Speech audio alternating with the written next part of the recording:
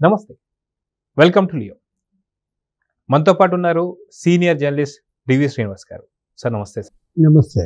Sir, మనం చూసుకుంటే గత ఏదైతే ఉగాది ఉందో తెలుగు కొత్త సంవత్సరం అని చెప్పేసి అనుకుంటుంటాం. అప్పుడు వైఎస్ఆర్సీపీ ఉంది, ఇప్పుడు వచ్చేసరికి కూటమి వచ్చేసింది. పెను మార్పులు అని చెప్పి అనుకోవచ్చు. 2019 నుంచి 24 దాకా జరిగినటువంటి ఉగాదులన్నీ వేరు. ఇప్పుడు కూటమి వచ్చిన తర్వాత 2025 ఉగాది వేరుగా చాలా క్లారిటీగా కనిపిస్తుంది.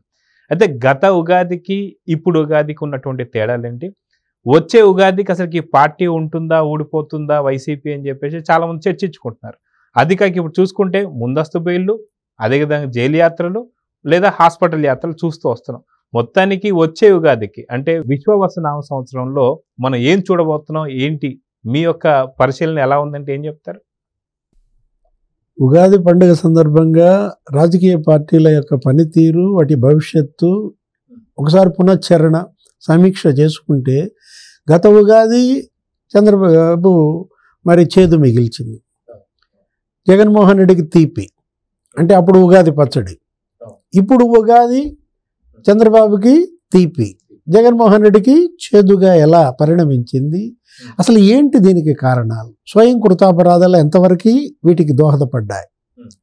ఇప్పుడు జగన్మోహన్ రెడ్డి గత ఉగాది అంతకుముందు 5 ఏళ్ళు ముఖ్యమంత్రిగా ఎలా చెలరేగిపోయారు, ఏ విధంగా జనానికి దూరం అయ్యారు, ప్యాలెస్కే పరిమితమై, అంటే ముఖ్యమంత్రిగా ఉంటే ప్రజలతో కలవకూడదా, అసలు ఎవరికి అందుబాటులో లేకుండా తనను తాను తన ఇంట్లో ఒక బందీగా చేసుకుని ఇల్లే జైలుగా మార్చుకుని జగన్మోహన్ రెడ్డి కనీసం సెక్రటేరియట్కి పోకపోవడం, ఏదో క్యాబినెట్ పెట్టిన రాడు మొక్కుబడిగా వెళ్ళటం, అది కూడా పోలీసు పహరా, బయటికి వెళ్తే 3000 మంది పోలీసుల భద్రత, అసలు దానికోసం ఒక ప్రత్యేక బలగాన్ని ఒకటి ఏర్పాటు చేసుకోవటం, స్పెషల్ ప్రొటెక్షన్ ఫోర్స్ అని చెప్పి ఆయనకి ఆయన కుటుంబ సభ్యులకి.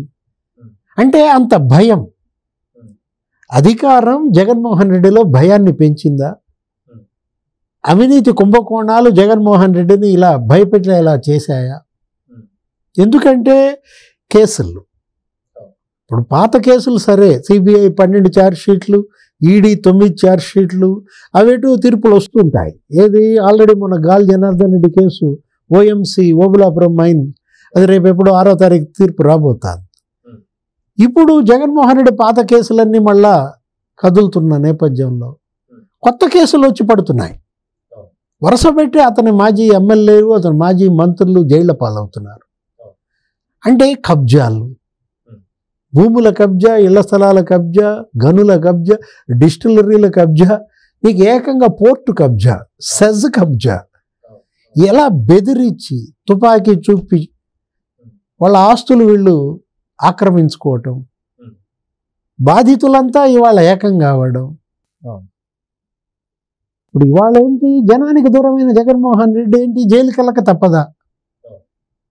ఇప్పుడు బాధితుల ప్రభుత్వంగా ఇవాళ చంద్రబాబు అన్నిటిపైన దర్యాప్తులు, ఏది ఇటు విజిలెన్స్ దర్యాప్తు దగ్గర నుంచి నీకు సిఐడి, ఏసీబీ, మొత్తం ఆ రాష్ట్ర ప్రభుత్వ పోలీస్ బలగాలన్నీ కూడా గత అవినీతి కుంభకోణాలపై విచారణలు, పోలీస్ స్టేషన్లు, కోర్టులు, వాళ్ళ జైళ్ళకు పోతున్న పరిస్థితుల్లో వల్లభనేని వంశీ జైలు, అతనేంటి టీడీపీ కార్యాలయంపై దాడి కేసులో ఫిర్యాది సత్యవర్ధన్ కిడ్నాప్ కేసు, ఇప్పుడు అతని పైన మట్టి మాఫియా కేసు వస్తుంది. గన్నవరంలో మట్టి దగ్గర 100 కోట్ల అవినీతి అని, చెరువులన్నీ కూడా ఆక్రమించారని. అతను ఎవరు, కొడాలి నాని, ఆ గడ్డం గ్యాంగ్, గుడివాడ, అసలు గుడివాడాన్ని అసలు గుండా వాడగా మార్చిన కొడాలి నాని, ఎన్టీ రామారావు, ఏఎన్ఆర్ ఉద్దండులు వచ్చినటువంటి ఆ ప్రాంతం ఎలా క్యాసినోలు, పేకాటలు, కబ్జాలు, అరే అక్రమ వసూళ్ళు. అతనెవరో కాళీ, మెరుగుమాల కాళీ, ఎక్కడ అస్సాంలో ఉంటే పట్టుకొచ్చారు, బెట్టింగ్ అంట, గడ్డం గ్యాంగ్ అంట, థియేటర్లే కబ్జాలు చేశారని. మొన్నేదో వెనుగల రామ థియేటర్ సొంత వాళ్ళకి ఇప్పించేసినట్టున్నారు, వాళ్ళు అసలు పండగ చేసుకున్నట్టున్నారు కొడాలి నాని ఓడిపోగానే. ఎవరో టీచర్, ఒక స్కూల్, 8 కోట్ల రూపాయలు విలువైన ఆస్తి కబ్జా, 3 కోట్లు ఇచ్చి అతన్ని సరిపెట్టుకోమన్నారు. మొత్తం వీళ్ళు కబ్జా చేసిన భూములన్నీ అక్కడ ఉన్న ఎమ్మెల్యే వాళ్ళు వెనక్కి తిరిగి ఇప్పిస్తున్న విధానం. ఇప్పుడు ఆ కేసులన్నీ కొడాలి నాని మీద పడుతున్నప్పుడు మట్టి మాఫియా, అది కూడా 100 కోట్ల కేసు. ఏంటి అసలు ప్రభుత్వ ధనం, ప్రజాధనం ఎవరో మందా చటర్జీ పేరు మీద 1,12,00,000 పడిందంట. పొద్దున పడిందంటే సాయంత్రం కొడాలి నాని బినామీ కంపెనీల్లోకి తీసేసుకున్నారని, మరుసటి రోజు 1,12,00,000 పడితే మళ్ళీ అది లాగేసుకున్నారని, ఎవరో మందా దివ్య ఆమె పేరు మీద 38 లక్షలు పడితే తీసేసుకోవటం, 2,28,00,000 పడితే తీసేసుకోవటం 2 దఫాలుగా. ఈ మట్టి మాఫియా ఏది జగనన్న ఇళ్ల కాలనీ పథకంలో మట్టి మెరకేస్తున్నామని చెప్పి ఎలా వీళ్ళు కొల్లగొట్టారు ఖజానా. వాళ్ళందరికీ ఐటీ నోటీసులు వస్తున్నాయంట. వాళ్ళు పోయి లబలబ ఆ డబ్బు మీరు తీసుకున్నారు, ఐటీ నోటీసులు మాకు వస్తున్నాయి అంటే మీకు డెత్ సర్టిఫికేట్ ఇప్పిస్తా అన్నాడంట. వాళ్ళ శాపాలు తగిలి వాళ్ళ స్ట్రోక్ వచ్చిందా. అసలు డెత్ సర్టిఫికేట్లు ఇప్పిడ ఇది ఎక్కడ చూడనటువంటి వీడియో రన్ సార్ అసలు. అంటే మదం, అధికార మదం, కళ్ళు పొరలు గమ్మటం. అంటే పవర్ ఉంటే ఇక మీ కళ్ళు నెత్తికెక్కుతాయా?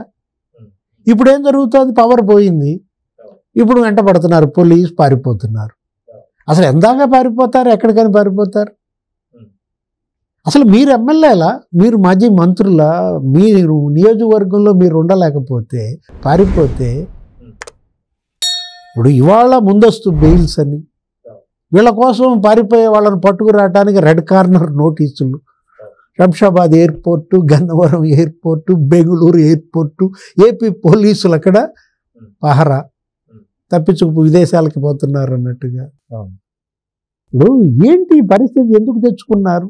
ఇవాళ వీళ్ళకి జనంలో సానుభూతి ఎందుకు లేదు? కారణం ఏంటంటే వీళ్ళు పాల్పడిన నేరాలు, ఘోరాలు మనం చూసాం. ఇవాళ లిక్కర్ మాఫియా పైన సిబిఐ, ఈడీ దర్యాప్తు వస్తుంది అంటున్నారు. అంటే గత ఉగాదికి ఈ ఉగాదికి తేడా. ఇందాక మీరంటే ఆ ఉగాది నాడు చెలరేగిపోయారు, ఈ ఉగాది నాడు పారిపోతున్నారు. రాబోయే ఉగాది ఎలా ఉంటుందంటారా?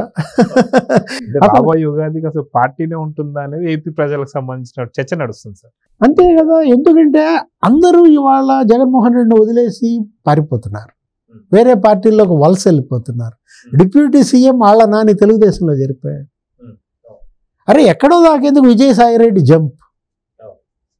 నిన్నటి దాకా నీ నీడగా ఉన్నటువంటి విజయసాయిరెడ్డి నీ మీద మనసు ఇరిగిపోయింది అన్నాడంటే, అంటే ఇప్పుడు జగన్మోహన్ రెడ్డి అతను ఏంటి జైల్ మేట్, ఆయన A1 అయితే ఇతను A2 అనమాట. అంటే ఇక జగన్కి ఇక భవిష్యత్తు లేదు అని ఎవరికి వాళ్ళు దూకేస్తున్న పరిస్థితుల్లో మద్దాలగిరి, వాసుపల్లి గణేష్, అసలు ఎంతమంది నాయకులు దూరం అయిపోయారు ఇతనికి వరుస పెట్టి.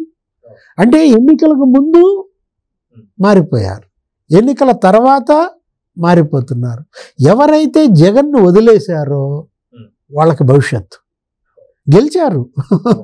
వల్లభనేని బాలశౌరి వదిలేశాడు, ఎంపీగా గెలిచాడు. వంశీకృష్ణ యాదవ్ వదిలేశాడు, ఎమ్మెల్యేగా గెలిచాడు. జనసేన తరఫు నుంచి వరుస పెట్టి మనం చూస్తున్నాం. ఇప్పుడు ఆదిమూలం తెలుగుదేశంలో చేరాడు, జగన్ వదిలేసి గెలిచాడు ఎమ్మెల్యేగా. జైరాం మంత్రి పదవి వదిలేసి మరి జగన్ వదిలేసి తెలుగుదేశంలో చేరాడు, గెలిచాడు ఎమ్మెల్యేగా. కృష్ణదేవరాయలు ఎంపీగా జగన్ వదిలేసేసరికి బంపర్ మెజారిటీలతో గెలిచారే. వేమిరెడ్డి ప్రభాకర్ రెడ్డి కానీ. అంటే జగన్ని నమ్ముకుంటే జైలు పాలు వంశీ, లేకపోతే రేపొద్దున రోజా, రజని, పెద్దిరెడ్డి, కొడాలి నాని, పోసాని కృష్ణమురళి, నందిగం సురేష్. ఇవాళ జగన్మోహన్ రెడ్డి అసలు వచ్చే ఉగాదికి ఇంకెవరన్నా ఉంటారా అంటే తల్లి శాపం, చెల్లెళ్ళ ఉసురు. ఆ తల్లిని ఎన్సిఎల్టీ కోర్టులో నిలబెట్టాడు. ఏది చెల్లి మోసం చేస్తోంది, తల్లి బలిపశువు చేస్తోంది అని ఆమె ఒక పెద్ద లేఖ రాసింది. ఏమని? నా కొడుకు కోడలు ప్రవర్తన నన్ను ఆవేదనకు గురి చేస్తోందని. ఆ తల్లి కన్నీళ్ళు. చెల్లి ఆస్తులు నువ్వు వేసుకుంటావా? ఆ చెల్లి కన్నీళ్ళు, శాపాలు. ఇప్పుడు తల్లి చెప్తోంది కదా, ఏది రాజశేఖర్ రెడ్డి ఆజ్ఞ, ప్రభు ఆజ్ఞ అన్నట్టుగా నలుగురు మనవ సంతానానికి సమానంగా ఆస్తి ఇవ్వాలి. ఇప్పుడు షర్మిల ఇద్దరు బిడ్డలకి, జగన్ ఇద్దరు బిడ్డలకి సమానంగా ఆస్తి పంచమంటే ఏంటి తప్పేంటి? జగన్మోహన్ రెడ్డి ఆస్తి కోసం ఇవాళ ఎంతకైనా తెగిస్తాడు, తల్లిని కోర్టుపాలు చేస్తాడు, చెల్లెళ్ళతో ఆడుకుంటాడు. ఇవాళ అది కదా అతను ఇంకేంటి మాట్లాడితే విలువలు అంటాడు, విశ్వసనీయత అంటాడు. అసలు ఎవరు ఆయన్ని నమ్మని పరిస్థితిలో ఇంకా వచ్చే ఉగాదికి అసలు ఈ పార్టీ ఉంటుందా ఊడదా కాదు, జగన్మోహన్ రెడ్డి జైలు తప్పదా? వచ్చే ఉగాది నాటికి జగన్మోహన్ రెడ్డి ఎక్కడుంటారు? ఆయన ఇల్లే ఒక జైలు, అది వేరే విషయం. అసలు జైలుకి వెళ్తాడా? ఒరిజినల్ జైలుకి వెళ్తాడా? అవును. సో చూద్దాం సార్. ఖచ్చితంగా మీరు అన్నట్టు క్రోధినామ సంవత్సరంలో తను ముఖ్యమంత్రిగా ఉన్నాడు.